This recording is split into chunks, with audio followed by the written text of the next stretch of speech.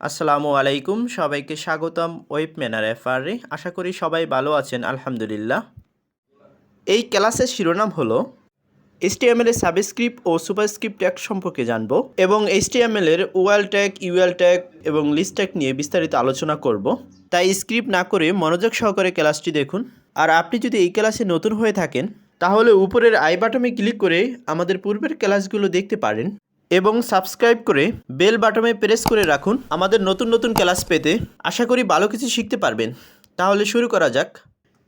First time আমরা আজকের ক্লাসের জন্য একটি হোল্ডার তৈরি করব। তার জন্য দিস পিসি ওপেন করব। এই দিস পিসির মধ্যে ডি ড্রাইভের ওয়েব ক্লাসের মধ্যে আমরা আমাদের ক্লাসগুলো করে থাকি। এই ওয়েব ক্লাসের মধ্যেই আমরা আজকের ক্লাসের জন্য একটি হোল্ডার তৈরি করব আর এই হোল্ডারটির একটি নাম দিব। এই হোল্ডারটির মধ্যেই আজকের ক্লাসের আমাদের এইচটিএমএল ফাইলটি তৈরি করব। ফাইল কি করে তৈরি করতে হয় সেটা আশা করি আপনারা জানেন। আমি পূর্বের ক্লাসে খুব সুন্দর করে দেখিয়ে দিয়েছি যে কি করে ফাইল তৈরি করতে হয়। আর আপনি যদি না জেনে থাকেন ফাইল কি করে তৈরি করতে হয় তাহলে আমাদের পূর্বের ক্লাসগুলো দেখলেই বুঝতে পারবেন খুব সহজভাবে যে কি করে ফাইল তৈরি করতে হয়। এখন এই ফাইলটিকে আমি ডাবল ক্লিক করে একবার ব্রাউজারে খুলে নেব। ফাইলটি ব্রাউজারে খোলার পর মিনিমাইজ করে আবার ফাইলে চলে যাব। এখন ফাইলটিকে নোটপ্যাডে খুলে নেব। মাউসের রাইট বাটন ক্লিক করে নোটপ্যাডে খুলে নেব। নোটপ্যাডে খোলার পর যদি এরকম একাধিক ফাইল চলে আসে তাহলে সিলেক্ট থাকা ফাইলটির উপরে মাউসটি হোভার করে মাউসের রাইট বাটন ক্লিক করে ক্লোজ অল বার দিছে ক্লিক করার সাথে সাথে অন্য ফাইলগুলো চলে যাবে। এখন আমরা এখানে আমাদের ক্লাসটি করতে পারবো। যেহেতু আজকের ক্লাসের শিরোনামই ছিল যে এইচটিএমএল এর সাব ট্যাগ এবং সুপার ট্যাগ নিয়ে আলোচনা করব এবং ওএল ট্যাগ এবং ইউএল ট্যাগ নিয়ে বিস্তারিত আলোচনা করব। তার জন্য আমরা ফার্স্ট টাইম আমাদের যে এইচটিএমএল এর বেসিক গঠনটা আছে সেটা করে নিব। আমি এইচটিএমএল এর বেসিক গঠনটা করে নিচ্ছি। আমার এইচটিএমএল বেসিক গঠনটা তৈরি করা শেষ। আর এইচটিএমএল এর এই বেসিক গঠনটা কি করে তৈরি করতে হয় এবং এইচটিএমএল এর এই বেসিক গঠনের প্রতিটি ট্যাগ সম্পর্কে খুব সুন্দরভাবে বিস্তারিত আলোচনা করা হয়েছে আমাদের পূর্বের ক্লাসে। আপনি যদি না জেনে থাকুন তাহলে আমাদের পূর্বের ক্লাসটা দেখে আসলে খুব সহজেই বুঝতে পারবেন এইচটিএমএল ট্যাগ সম্পর্কে। আশা করি আপনারা বুঝতে পারছেন আমি কি করে এইচটিএমএল এর বেসিক গঠনটা তৈরি করছি। এখন আমরা দেখব যে আমাদের আজকের ক্লাসে যে শিরোনাম ছিল যে ওএল ট্যাগ এবং ইউএল ট্যাগ, এই ট্যাগগুলো সম্পর্কে আমরা আলোচনা করব। এ প্লাস বি হোল স্কোয়ারের সূত্র যেরকম আমরা লিখতে গেলে A square plus 2ab plus B square লিখতে হয়। এখানে যে এই পাওয়ারগুলো দিতে হয় যেমন এ স্কোয়ার, বি স্কোয়ার বা এ প্লাস বি হোল স্কোয়ার, এই পাওয়ারগুলো কোন ট্যাগ দিয়ে দেওয়া হয়ে থাকে এবং কিভাবে আমরা এইচটিএমএল এর মধ্যে এই পাওয়ারগুলো লিখতে পারি সেটাই জানবো। আর আমরা যদি এরকম এইচটিএমএল এর পেজের মধ্যে কোনো সূত্র দেখাতে চাই বা কোনো লেখার উপরে কোনো পাওয়ার দেখাতে চাই তাহলে আমাদেরকে এই সুপার স্ক্রিপ্ট ট্যাগটি ব্যবহার করতে হবে। এটি হলো সুপার স্ক্রিপ্ট ট্যাগের বৈশিষ্ট্য যে কোনো পাওয়ার লেখার জন্য যখনই কোনো এ স্কোয়ার, বি স্কোয়ার বা কোনো সংখ্যার উপরে a⁴ বা কোনো সংখ্যার উপরে 2 এর উপরে পাওয়ার 2 এরকম লেখা প্রয়োজন হবে বা কোনো লেখার উপরে কোনো পাওয়ার লেখা প্রয়োজন হবে তখনই এই সুপার স্ক্রিপ্ট ট্যাগটির প্রয়োজন হবে। এইচটিএমএল এর কোনো পাওয়ার লেখার জন্য এই সুপার স্ক্রিপ্ট ট্যাগটি ব্যবহার করা হয়ে থাকে। আশা করি বুঝতে পারছেন যে এই সুপার স্ক্রিপ্ট ট্যাগের বৈশিষ্ট্য কী। আমরা এটা মনে রাখবো যে এই ট্যাগটি ব্যবহার করা হয়ে থাকে যখন আমরা কোনো এইচটিএমএল এর মধ্যে কোনো পাওয়ার লিখতে যাব, যেরকম a square plus 2b plus B square এরকম কোনো পাওয়ার লিখতে যাই বা কোনো সূত্র লিখতে যাই কোনো বা সংখ্যা বা হিসেব করতে গেলে যদি আমাদের এরকম কোনো পাওয়ারের প্রয়োজন হয়ে থাকে এইচটিএমএল এর পেজের মধ্যে তখন আমাদের এই সুপার স্ক্রিপ্ট ট্যাগটি ব্যবহার করতে হবে। এখন হলো যে এই সাবস্ক্রিপ্টের কাজ কি আসলে। সাবস্ক্রিপ্টের কাজ হলো যদি পানির আমরা গাঠনিক সংকেতটি লিখতে যাই তাহলে H2O আমাদের লিখতে হয়। তখন এই H2O মানে আমরা পানি জানি। এই H2O যদি আমি কোনো HTML পেজের মধ্যে লিখতে যাই তাহলে আমি কি করে লিখব? কিন্তু এই টুটা কিন্তু আমি এখানে ম্যানুয়ালি লিখছি এজন্য এটা পাশাপাশি দেখাচ্ছে। বাট এটাকে আমার একটু নিচে দেখাতে হবে যে H এর একটু নিচে যে H2O এটা একটু H এর নিচে দেখাতে হবে। এইজন্য কোনো সংখ্যাকে বা কোনো লেখাকে যখন আমরা নিচে দেখাতে চাই একটু তার জন্য আমরা এই সাবট্যাগটি ইউজ করব। আর সাবট্যাগের ফুল ফর্ম হলো সাবস্ক্রিপ্ট। তো এই সাবস্ক্রিপ্ট ট্যাগটি আমরা ইউজ করব কোন সময় যখন কোনো সংখ্যার বা একটু নিচে দেখাতে চাই, যেরকম এখানে পানি H2O এরকম যখন আমরা নিচে দেখাতে চাই তখন আমরা এই সাবস্ক্রিপ্ট ইউজ করব। আর সুপারস্ক্রিপ্ট কখন ইউজ করব? যখন কোনো পাওয়ার হিসেবে কোনো সংখ্যা দেখাতে চাই তখন আমরা এই সুপারস্ক্রিপ্ট ব্যবহার করব। যেরকম এখানে a square plus 2ab plus b square, এরকম যে b স্কোয়ার, এই যে স্কোয়ারটা আমরা উপরে দেখাতে যদি চাই তাহলে আমাকে সুপারস্ক্রিপ্ট একটি ব্যবহার করতে হবে। আর সাবস্ক্রিপ্ট একটি তখনই ব্যবহার করতে হবে যখন আমরা এই এইচের নিচে 2 মিন করব, নিচে দেখাবো যে H2O। যখন আমরা নিচে দেখাতে চাই তখন আমরা এই সাবস্ক্রিপ্ট ব্যবহার করব। এখন আশা করি একটু আপনাদের ক্লিয়ার হয়েছে যে সাবস্ক্রিপ্ট এবং সুপারস্ক্রিপ্ট কি। যখন আমরা এটা HTML এর মধ্যে প্র্যাকটিক্যালি দেখব তখন এটা আপনি ফুললি ক্লিয়ার হয়ে যাবে আশা করি। এখন আমরা HTML এর মধ্যে এই সাবস্ক্রিপ্ট আর সুপারস্ক্রিপ্টটা দেখব। তার জন্য আমি একটি পি ট্যাগ নিচ্ছি। যেহেতু কোনো অনুচ্ছেদ লিখতে গেলে পি ট্যাগের প্রয়োজন হয়ে থাকে, তার জন্য আমি এই সূত্রটি আমি a square plus 2ab plus b square এই সূত্রটি লিখতে চাচ্ছি। আর এই সূত্রটি আমি পি ট্যাগের মধ্যে লিখব। এই জন্য আমি পি ট্যাগটি নিচ্ছি, অ্যাঙ্গেল ব্র্যাকেট ওপেন এবং ক্লোজ করে তার মধ্যে পি ট্যাগ লিখে দেব। আর এই পি ট্যাগের মধ্যেই সেই কন্টেন্টটি আমি লিখব যে কন্টেন্টটি আমি এখন আউটপুটে দেখতে চাচ্ছি। যেহেতু আমি আউটপুটে একটা সূত্র দেখতে চাচ্ছি তাই সূত্রটা আমি লিখতে চাচ্ছি। আর কি করে সূত্রটি লিখতে হবে সেটাই আমরা এখন দেখব। যে আমাকে আউটপুটে একটা সুন্দর পূর্ণাঙ্গ সূত্র দেখাবে যে square plus 2ab plus b square, একেবারে স্কোয়ারটা পাওয়ার হিসাবে যেন দেখায়, পাশাপাশি না পাওয়ার হিসাবে দেখাতে হবে। এজন্য আমরা সুপারস্ক্রিপ্ট একটি ব্যবহার করব। তার জন্য অবশ্য আমাদের ফার্স্ট টাইম এ লিখলাম। এ লেখার পরে আমাদের যে পাওয়ারটা যে 2, এই 2 পাওয়ারটা তো আমাকে উপরে দেখাতে হবে। এই জন্য এই 2টাকে আমার রাখতে হবে যে সুপারস্ক্রিপ্ট ট্যাগের মধ্যেই। এই জন্য অ্যাঙ্গেল ব্র্যাকেট আমি ওপেন এবং ক্লোজ করব। অ্যাঙ্গেল ব্র্যাকেট ওপেন এবং ক্লোজ করে এই অ্যাঙ্গেল ব্র্যাকেটের মধ্যেই আমি সুপারস্ক্রিপ্ট ট্যাগটা লিখে দেব। এই সুপারস্ক্রিপ্ট ট্যাগের মধ্যেই আমার 2টা থাকবে। খুব মনোযোগ সহকারে দেখুন যে ফার্স্ট টাইম আমার তো এ, তো এর উপরে তো আমার এ স্কোয়ার থাকবে, পাওয়ারটা থাকবে। এই জন্যই এই পাওয়ারটাকে আমি সুপারস্ক্রিপ্ট ট্যাগের মধ্যে রাখলাম। ঠিক একইভাবে আপনারাও এই পাওয়ারটাকে সুপারস্ক্রিপ্ট ট্যাগের মধ্যে রাখবেন। তো আমি 2টাকে পাওয়ার হিসাবে দেখতে চাচ্ছি, তাই শুধু 2টাকেই আমার এই সুপারস্ক্রিপ্ট ট্যাগের মধ্যে রাখতে হবে। তারপরে কি এ স্কোয়ারের পরে আমরা জানি কি একটা প্লাস চিহ্ন আছে, তো ঠিক একইভাবে আমরা প্লাস চিহ্ন দিব। এখন হলো 2ab লিখলাম, তারপর আর একটা প্লাস চিহ্ন আছে, দিলাম প্লাস চিহ্ন। এখন হলো বি, আমরা জানি বির উপরে আবার একটা স্কোয়ার আছে। তো বির উপরে যদি একটা স্কোয়ার থাকে সেটা অ্যাঙ্গেল ব্র্যাকেট ওপেন এবং ক্লোজ করব। অ্যাঙ্গেল ব্র্যাকেট ওপেন এবং ক্লোজ করে সেখানে আমি লিখব কি সুপারস্ক্রিপ্ট, এই সুপার ট্যাগটি লিখব। এখন এটার মধ্যে রাখলাম কি 2, কারণ কি আমি চাচ্ছি যে বির পাওয়ার হিসেবে বা স্কোয়ার হিসেবে 2 থাকুক। এজন্য আমি এই সুপারস্ক্রিপ্ট ট্যাগের মধ্যে 2টা রাখলাম। এখন আমরা এই কন্টেন্টটিকে সেভ করে দেখব যে আসলে আমরা আউটপুটে কেমন দেখায়। কন্ট্রোল এস প্রেস করে সেভ করব। সেভ করে মিনিমাইজ করে যখন আমরা এখানে সেভ করব, দেখেন এখানে আমার চলে আসছে। আমি একটু জুম করে দেখাচ্ছি আপনাদেরকে, আমার সূত্রটা চলে আসছে। দেখেন কত সুন্দরভাবে সূত্রটা চলে আসছে যে A square plus 2ab plus B square. A square কিন্তু এখন পাওয়ার হিসাবে আমাকে দেখাচ্ছে, আমি বুঝতে পারতেছি যে এটা এ স্কোয়ার আমাকে পাওয়ার হিসাবে দেখাচ্ছে, plus 2ab plus B square. এই স্কোয়ারটা যে পাওয়ার এটা আমরা সহজেই বুঝতে পারছি। আর এই দেখেন এই যে নিচে 2টা এটা পাশাপাশি আছে। একটু আগে যেরকম আপনাকে আমি HTML এর বাইরে গিয়ে একটু ম্যানুয়ালি সিম্পলি একটু বোঝাচ্ছিলাম, তখন আমরা দেখতে পাচ্ছি যে যখন আমি 2 লিখছি তখন এটাকে পাশাপাশি দেখাচ্ছে, আর এখন এটাকে পাওয়ার হিসাবে দেখাচ্ছে। আমি যদি আরেকটা বিষয় আপনাদেরকে একটু ক্লিয়ার করে দেই যে এখানে আমি ট্যাগের মধ্যে আমি আরেকটি পি ট্যাগ নিলাম। এই পি ট্যাগের মধ্যে আমি এটাকে এই সুপারস্ক্রিপ্ট বা সাবস্ক্রিপ্ট ছাড়া লিখব। লিখলে আপনারা বুঝতে পারবেন যে আসলে এই সুপারস্ক্রিপ্টের আসলে মূল বৈশিষ্ট্যটা কী। যেরকম এই এ স্কোয়ার আমি লিখলাম, এর উপর পাওয়ার 2 দিলাম, plus 2ab plus B square. এখন এটাকে সেভ করব। সেভ করে আমরা আউটপুটে দেখব, এই যে দেখতে পাচ্ছি। এখন এই দুইটার ভিতরে পার্থক্য বুঝতে পারছেন? খুব সহজেই পার্থক্য বোঝা যাচ্ছে যে এটাকে পাওয়ারটা কীভাবে দেখাচ্ছে আর এই পাওয়ারটা কীভাবে দেখাচ্ছে। দেখেন এখানে হচ্ছে A2, এই যে A2 হয়েছে, এটাকে আমরা A2 ছাড়া আর কি বলবো, কারণ এটাতে আমরা পাওয়ার হিসেবে কখনই ধরতে পারবো না। কারণ হলো পাওয়ার হিসেবে ধরতে হলে অবশ্যই আমরা এটাকে একটু উপরে দেখাতে হবে। তো এরকম এই যে সুপারস্ক্রিপ্ট দিয়ে যখন আমাদের লিখলাম আমরা যে এর উপরে 2টা আমার সুপারস্ক্রিপ্ট হিসাবে দেখাবে, এই জন্য আমরা 2টাকে এই সুপারস্ক্রিপ্টের মধ্যে রাখলাম, তখনই আমাকে এটাকে পাওয়ার হিসেবে দেখাচ্ছে।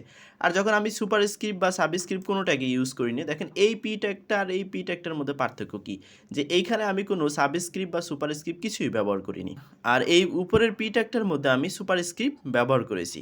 এই সুপারস্ক্রিপ্টের কারণে এই যে 2গুলো সুপারস্ক্রিপ্টের মধ্যে রাখছি, সেই 2গুলো আমাকে বির পাওয়ার হিসাবে দেখাচ্ছে।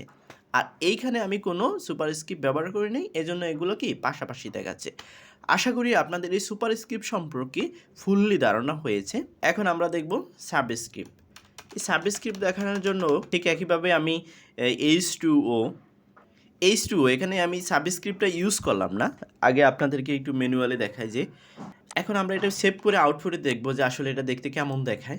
দেখতে পাচ্ছি যে H2O এটাকে আমার পাশাপাশি দেখাচ্ছে। এখন দেখব যে এই P ট্যাগের মধ্যে যখন আমরা সাবস্ক্রিপ্টটা ইউজ করব তখন আমাকে H2Oটা কেমন দেখায় সেটা একটু দেখব। আমি চাচ্ছি যে এই 2টাকে H এর নিচে দেখাক, H2O H এর নিচে দেখাক। তার জন্য আমরা এই 2টাকে সাবস্ক্রিপ্ট ট্যাগের মধ্যে রাখবো। তার জন্য অ্যাঙ্গেল ব্র্যাকেট ওপেন এবং ক্লোজ করব। এই অ্যাঙ্গেল ব্র্যাকেট ওপেন এবং ক্লোজ করে এই অ্যাঙ্গেল ব্র্যাকেটের মধ্যে আমরা 2টা রাখবো আর বাইরের 2টাকে কেটে দিব। এই অ্যাঙ্গেল ব্র্যাকেটের মধ্যে আমরা 2টা রাখলাম আর এখানে দিলাম সাবস্ক্রিপ্ট।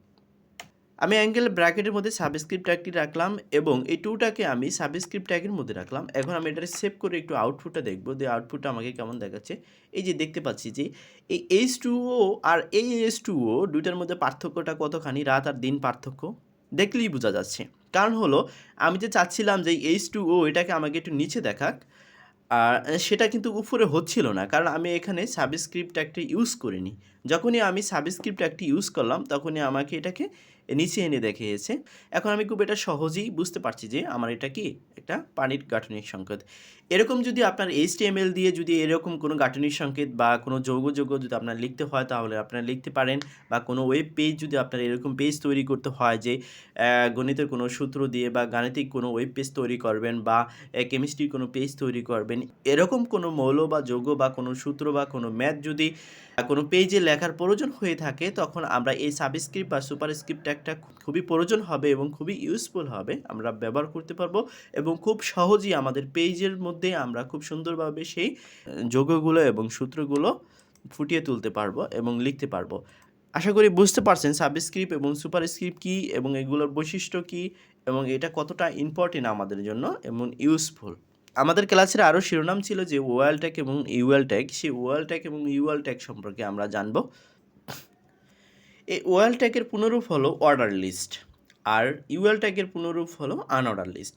আসলে অর্ডার লিস্ট হলো কি, আমরা যখন কোনো কিছুর লিস্ট করতে যাই তখন নাম লিখে লিখে লিস্ট করি, যেমন 1 নাম্বারে এই নাম, 2 নাম্বারে এই নাম, 3 নাম্বারে এই নাম, এভাবে যখন আমরা 1 2 3 4 5 এভাবে নাম্বার করে যখন কোনো লিস্ট করি সেটাই হলো আমাদের অর্ডার লিস্ট।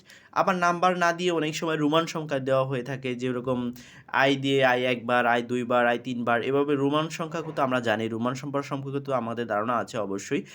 আর এই রোমান সংখ্যা দিয়ে যখন আমরা কোনো কিছুকে এভাবে নাম্বারিং করে থাকি সেটাকেও আমরা অর্ডার লিস্ট বলতে পারি। আবার অর্ডার লিস্টের জায়গায় যখন আমরা এও ব্যবহার করতে যেমন এ number, A B C D এভাবে, তো কোনো সংখ্যা বা কোনো প্রতীক দিয়ে এভাবে যখন আমরা কোনো কিছুকে মিন করে দেই তখন সেটাকে বলা হয়ে থাকে অর্ডার লিস্ট।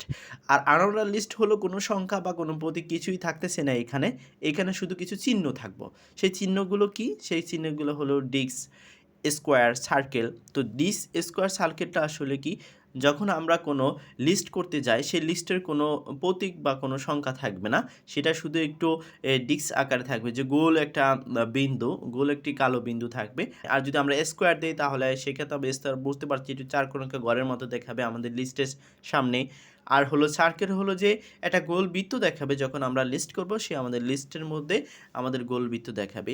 আসলে এগুলোই আমরা এই আনঅর্ডার লিস্টেড কোন টাইপ হবে সেই টাইপের মধ্যে বলে দেব অ্যাট্রিবিউট হিসাবে, সেটা যখন আমরা HTML এ এখন প্র্যাকটিক্যালি স্ক্রিনে করব তখনই বুঝতে পারবো। আর অর্ডার লিস্ট হলো যে আমি যেরকম অর্ডার চাচ্ছি সেরকম অর্ডারও ঠিক একইভাবে টাইপের মধ্যে আমরা অ্যাট্রিবিউট হিসেবে বলে দিব, যাতে করে আমরা সেটা আউটপুটে সেভাবেই দেখতে পারি। তো আমি একটু আপনাদেরকে এখানে দেখিয়ে বিষয়টা একটু ক্লিয়ার করে দিলাম। এখন আমরা একটু HTML দিয়ে এখন আমরা প্র্যাকটিক্যালি দেখবো যে আসলে আনঅর্ডার লিস্ট দেখতে কেমন হয় আর অর্ডার লিস্ট দেখতে কেমন হয়। তার জন্য আমরা ফার্স্ট টাইম অর্ডার লিস্ট করব। এজন্য আমি অ্যাঙ্গেল ব্র্যাকেট ওপেন এবং ক্লোজ করে তার মধ্যে এই ওএল ট্যাগটি লিখে দিছি, এই অর্ডার লিস্ট ট্যাগটি লিখে দিছি। এই অর্ডার লিস্টের মধ্যেই আমরা লিস্ট করব। আর লিস্ট করার জন্য অবশ্যই আমাদেরকে লিস্ট ট্যাগটি লিখতে হবে। তার জন্য আমি অ্যাঙ্গেল ব্র্যাকেট ওপেন এবং ক্লোজ করে এই অ্যাঙ্গেল ব্র্যাকেটের মধ্যে আমি লিস্ট ট্যাগটি লিখে দিলাম। এই অ্যাঙ্গেল ব্র্যাকেটের মধ্যে আমি লিস্ট ট্যাগটি লিখে দিচ্ছি। এখন আমি চাচ্ছি যে আমার এখানে 4টা লিস্ট হোক, আমি 4বার লিস্ট ট্যাগটি নিয়ে নিলাম। এখন এই লিস্ট ট্যাগের মধ্যে আমি আউটপুটে যেটা দেখতে চাচ্ছি সেই লেখাটি লিখব। আমি এই লিস্ট ট্যাগের মধ্যে 4টি নাম লিখে দিচ্ছি, ঢাকা, সিলেট, বরিশাল, রংপুর। এই লিস্ট ট্যাগের মধ্যে 4টি নাম লিখে দিচ্ছি। এখন আমি এই 4টি নাম আমাকে আউটপুটে ঠিক কেমন দেখায় সেটা আমরা একটু চেক করে আউটপুট দেখব কেমন দেখায়। দেখতে পাচ্ছি যে আমাকে ডিফল্টভাবেই 1 2 3 4 5 এভাবে দেওয়া থাকে। এখন আমি যদি চাই যে না আমি 1 2 3 4 5 সেভাবে আমি নিব না, আমি এটাকে একটু রোমান সংখ্যা নিতে চাচ্ছি, তার জন্য আমি এখানে অ্যাট্রিবিউট হিসাবে লিখে দিব আমার যে টাইপটা কেমন হবে। আমার টাইপটা আমি চাচ্ছি যে আমার টাইপটা একটু রোমান সংখ্যায় হোক, এই জন্য আমি এখানে এই অ্যাট্রিবিউটের মধ্যে আমি রোমান সংখ্যার সংকেত দিয়ে দেবো, আই লিখে দিলাম। এখন আমরা সেভ করে একটু দেখব যে আসলে আমাকে এটাকে আউটপুটে কেমন দেখাচ্ছে। দেখতে পাচ্ছি যে আমাদের রোমান সংখ্যা চলে এসেছে।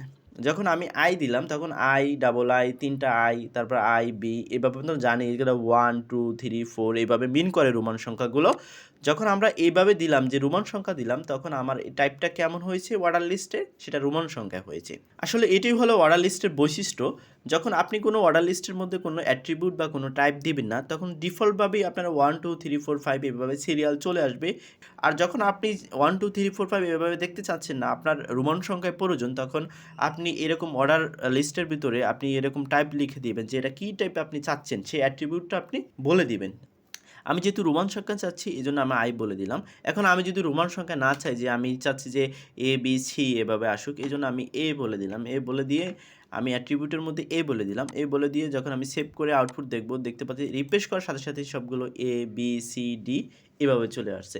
আবার আপনি যদি না আমি ছোটো হাতের এ বি সি নিব না, আমি একটু বড় হাতের এ বি সি চাচ্ছি, এই জন্য যদি বড় হাতের আপনি লেখেন তার জন্য কন্ট্রোল প্রেস করে সেভ করে যখন আমি এইভাবে প্রেস করব সব বড় হাতের হয়ে যাবে। এইভাবে আপনি এই অ্যাট্রিবিউটের মাধ্যমে আপনি টাইপ বলে দিতে পারেন। আসলে অ্যাট্রিবিউটটা কতটা ভ্যালুয়েবল আমরা বুঝতে পারছি। যে কোনো ট্যাগের আমরা একটা আলাদা বৈশিষ্ট্য বলে দিতে পারি যে এই ট্যাগটা আমাকে এরকম দেখাক, এটাই হলো আমাদের অ্যাট্রিবিউট। অ্যাট্রিবিউট সম্পর্কে আমরা পূর্বের ক্লাসে খুব সুন্দরভাবে বিস্তারিত জেনেছি, আশা করি সেই বিষয়গুলো আপনারা জানেন। এই যে অর্ডার লিস্ট ট্যাগটি, ওয়েল ট্যাগটি, এই ট্যাগটিতে যদি আপনি অ্যাট্রিবিউট ইউজ না করেন তাহলে ডিফল্ট ব্রাউজারে যে 1 2 3 4 এইভাবে আপনাকে দেখাবে।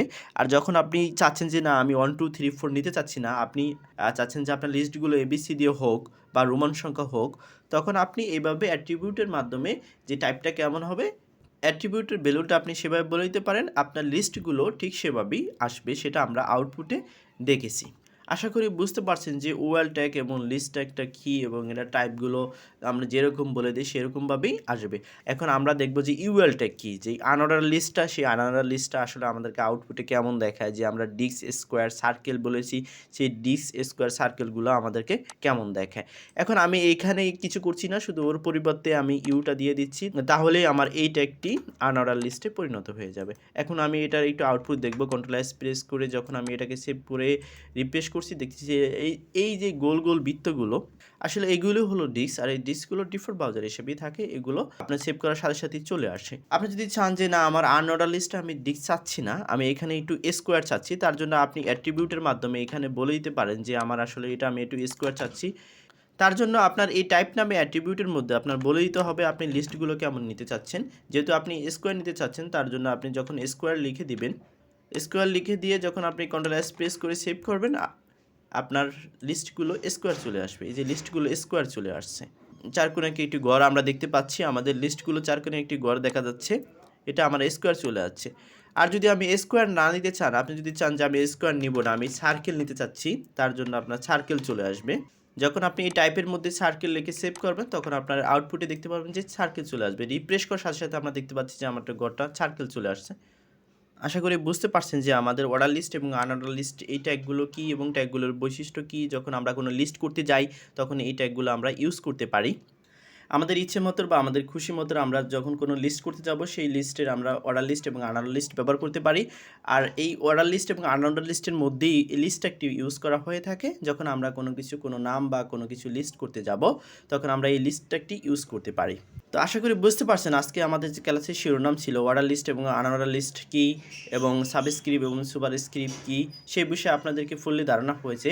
সামনের ক্লাসগুলোতে আমরা আরও নতুন নতুন কিছু ট্যাগ শিখব ইনশাআল্লাহ। আশা করি সবাই ভালো থাকবেন।